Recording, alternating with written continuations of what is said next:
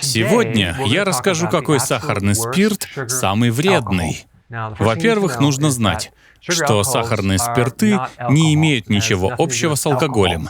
Запомните это.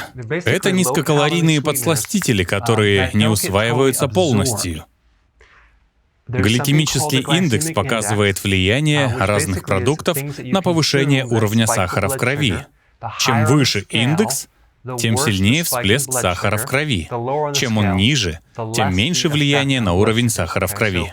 Хороший подсластитель в идеале должен иметь нулевой гликемический индекс. Эритрит имеет нулевой эффект. Он вообще не повышает уровень сахара в крови.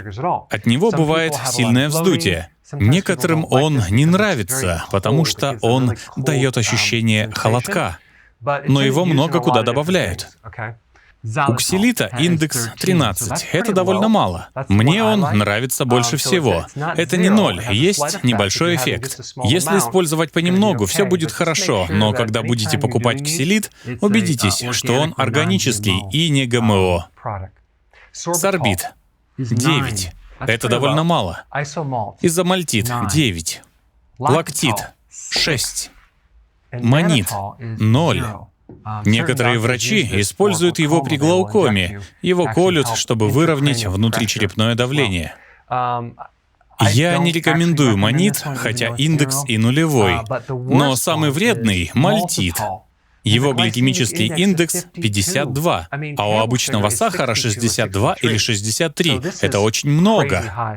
Уровень сахара сильно повысится, так что не стоит использовать мальтит.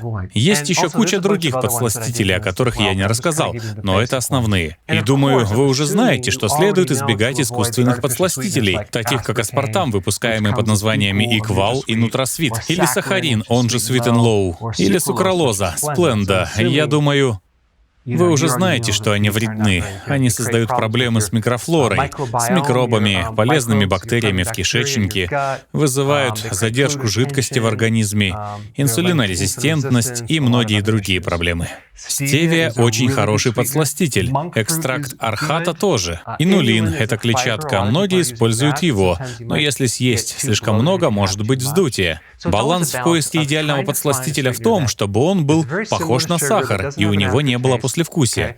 Чтобы он не влиял на уровень сахара в крови и не создавал вздутие, газы и диарею.